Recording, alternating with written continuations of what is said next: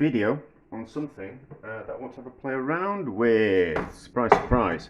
So, I reckon we can do a carbonara or something similar using a cheese sauce mix.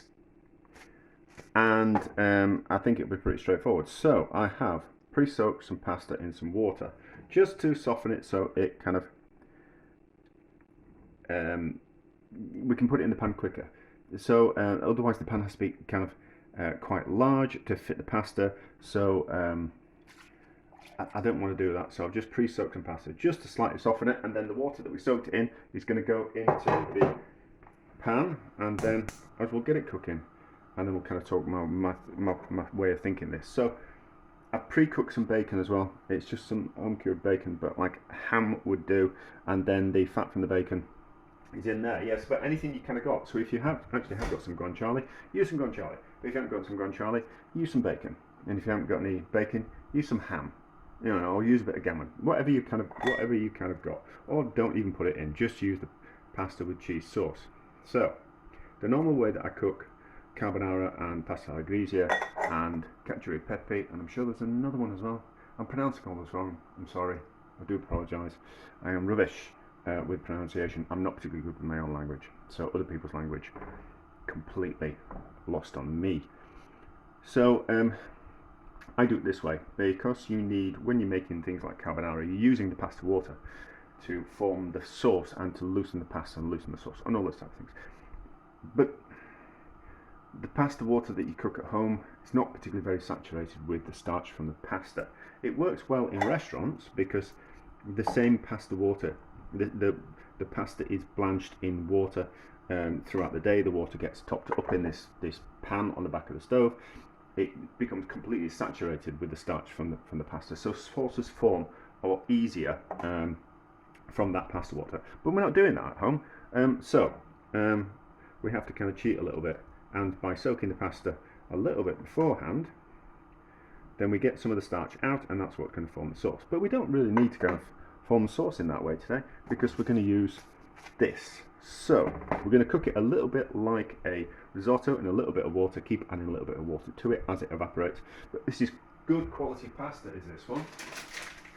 I normally use cheap stuff, but I was experimenting. So we're using this stuff, and it's good quality. And it makes a really nice pasta sauce. It certainly makes cooking pasta easier rather than just using the cheap stuff that I normally buy. But I normally buy the cheap stuff because I'm faffing around, and if it goes wrong, I'm not particularly very bothered. It hasn't hurt my pocket as much. Let's put it that way. And also, you know, if we can cut down the food budget a little bit, you know, I think that's a good thing. Just because we can't afford the best quality pasta doesn't mean we can't have nice food. Or the best ingredients doesn't mean we can't have nice food.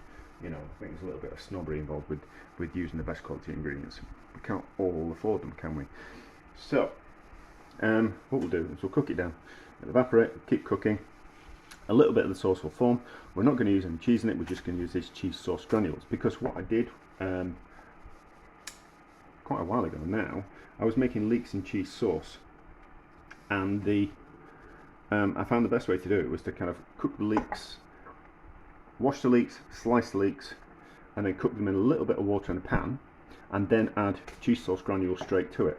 Rather than making a cheese sauce and adding it to the leeks, the best thing to do was, because there's quite a lot of liquid in the leeks, cook the leeks as if like you're cooking spinach with a little bit of liquid. Liquid comes out of the leeks, we add a little bit of salt to it, it kind of carries on cooking, and then when it's ready, hopefully, most of the liquid has evaporated, then we can just quickly stir in some of those granules, and we have instant leeks and cheese sauce. It's very nice, and it was such an easier way of doing it. So my thoughts were the same with this, that we could cook the pasta. We'll keep more water in than usual, and then all we need to do, because this stuff is just add water, cheese sauce, we don't need to boil milk. There'll be some kind of milk product in there. I haven't got my glasses. I think I've done really well in life. I'm in my 40s and I've only just started to wear glasses. But anyway, yeah, it contains cow's milk and soya in it. and loads of other things. So it's not the best thing for you, but we're only having to play around. So, carry on cooking like this. What will happen is more starch will come out of the pasta, pasta will cook, but you can see how just soften it in some water first. It's just kind of done that. So, in the benefit of making my videos a little bit shorter, we'll be back when pasta is cooked, most of that liquid is evaporated, and we'll just add in the cheese sauce. Right, so, very luminous green. Is that luminous? Yeah, luminous green. Luminous yellow. So, as you can see, there's not much liquid left in there. Probably need a little bit more than that. So, just a little bit of boiling water. I put a little bit of salt in this, and put some pepper in as well. Now, the thing with pepper is, if you're cooking something and you add some pepper at the start, it changes the flavour of the pepper. So you kind of add pepper to the start of things and then add pepper at the end as well, and then you kind of get two different kind of flavours of pepper, like the cooked pepper and then the fresh aromatic pepper at the very end. So, how are we going to do this? Sprinkle in like that, and then move around, and then the liquid should combine with the sauce, combine with the liquid, combine with the granules, and form a cheesy sauce. Now, I don't know how intense it will be, I don't know how seasoned it will be, but I've turned the heat off, so we're not going to split it or anything like that. It smells like cheese sauce. Cheese sauce has got that smell to it, but it is forming a sauce, isn't it?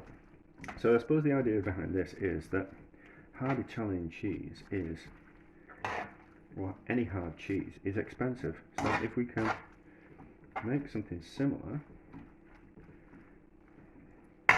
using, need some more liquid in that. If we can use some of these granules, which are a lot cheaper than cheese, not really cheese, is it? But you get the idea.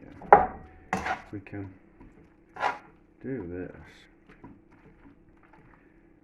It's a nice, easy dinner for people to eat. So we need more liquid in that. I don't think we need any more granules because it looks quite saucy.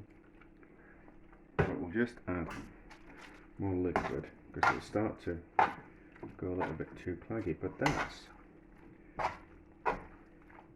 not that dissimilar from a carbonara or a cacio e pepe. Well, no, cacio e pepe's got no cheese in it. I don't think it is anyway. But anyway, so let's taste the sauce. Let's taste the sauce. See how cheesy it is.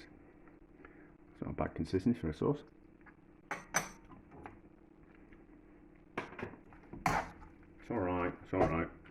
It's not cheesy. So probably more sauce, more granules, more water, and then we'll get more of a cheesy kick. It's not going to taste as good as a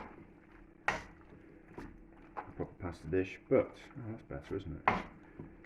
That's better. That's better.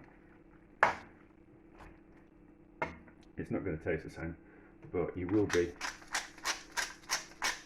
It will look the same. So it's going to need a little bit of free running salt. Just a little bit of free running salt.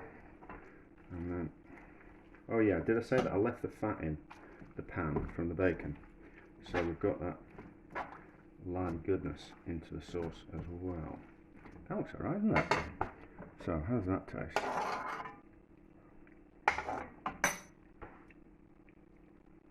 That's not bad, you know. That's not bad. That's not bad. Most people would probably not know the difference. So, a little bit more liquid. You can see how the pasta and the sauce wants to soak up that liquid. So it kind of wants to go thick quickly.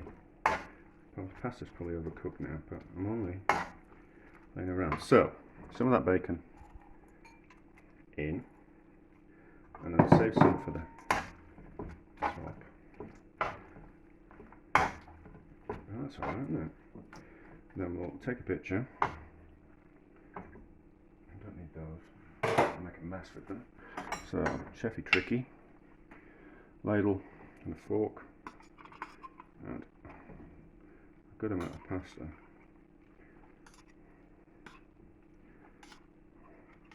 And then twiddle, twiddle, twiddle.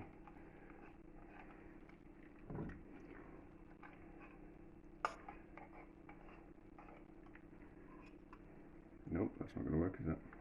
Why did that want to work? Let's do it that way, and then put it in the ladle.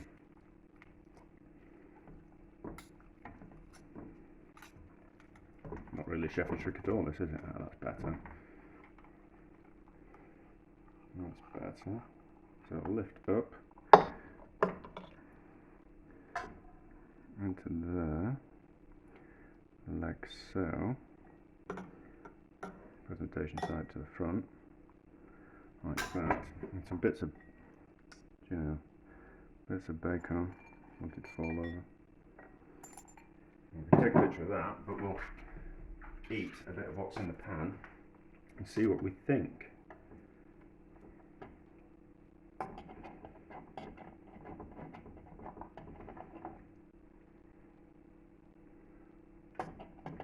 Now I've got wet hands.